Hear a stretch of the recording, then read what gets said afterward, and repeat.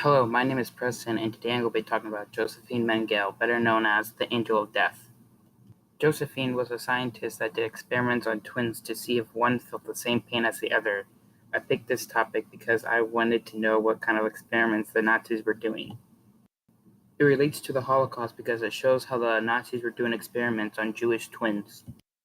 He was born March 16, 1911 in Gunzenberg, Germany. He was the oldest son of Karl Mengele, his father. He earned a Ph.D. in physical anthropology from the University of Munich in 1935. In 1937, he became an assistant of Dr. Altmaier at the Institute of Hereditary Biology. Dr. Altmaier was a leading scientific figure known for his research with twins. Mengele joined the Nazi Party in 1937. He received a medical degree in 1938, the same year when he joined the SS. He was drafted into the army in June 1940. Mengele returned to Germany in January 1943. He began work at the Institute of Anthropology and Human Genetics, helped by his former mentor Dr. Altmaier. In April 1943, he received a promotion to an SS captain. Mengele became interested in using twins for medical research because of his former mentor Dr. Altmaier. During the 1930s, twin research was seen as an ideal tool in weighing the factor of human heredity and environment. At Auschwitz, with a full license to kill his subjects, Mengele performed a range of experiments, often lethal, with Jewish twins. Throughout his stay in Auschwitz, Mengele collected the eyes of his murdered victims. Many of his test subjects died because of the experiments or were murdered. Renee and her twin brother was one of Mengele's experiments. Just before she was 6, her and her brother were sent to Auschwitz. When she got there, her number was 70917.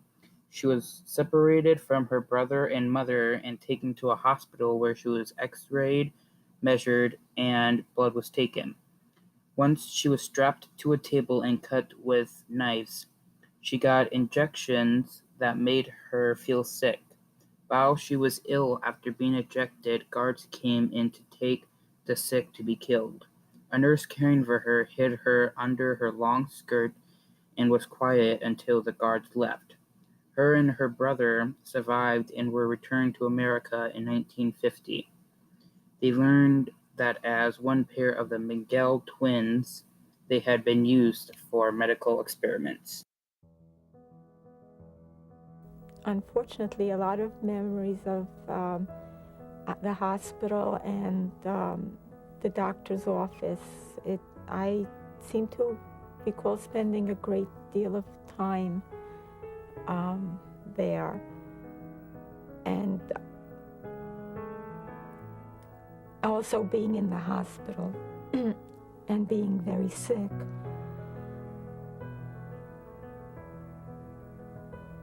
And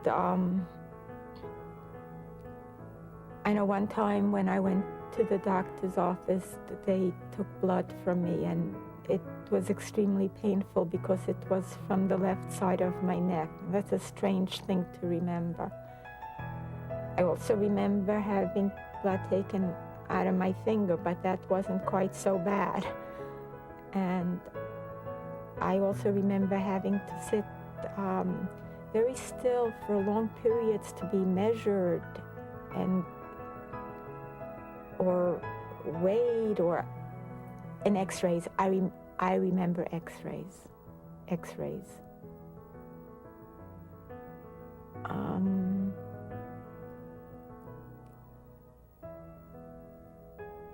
And injections. I remember injections. And then I'd be sick, because then I'd be in this hospital. And I remember having a high fever, because I know they were taking my temperature. Somebody was. I really got to hate doctors. I got to be afraid. I was terribly scared of doctors. I still am. They're a nightmare. Hospitals are out of the question, and illness is unacceptable.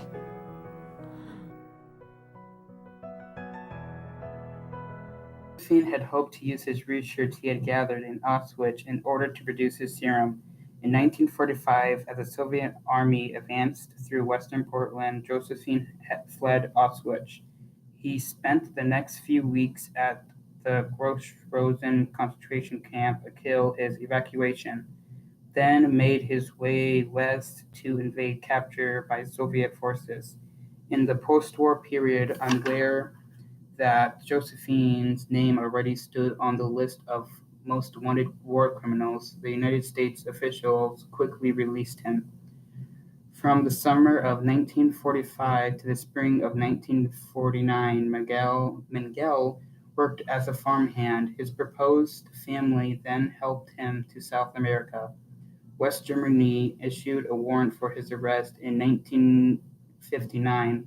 He spent his last years of his life near Sao Paulo.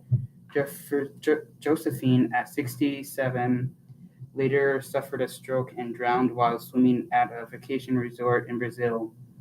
On February 7, 1979, he was buried at the outskirts of Sao Paulo under the false name of Wolfgang Gerhard. Mengele had evaded his capture for 34 years.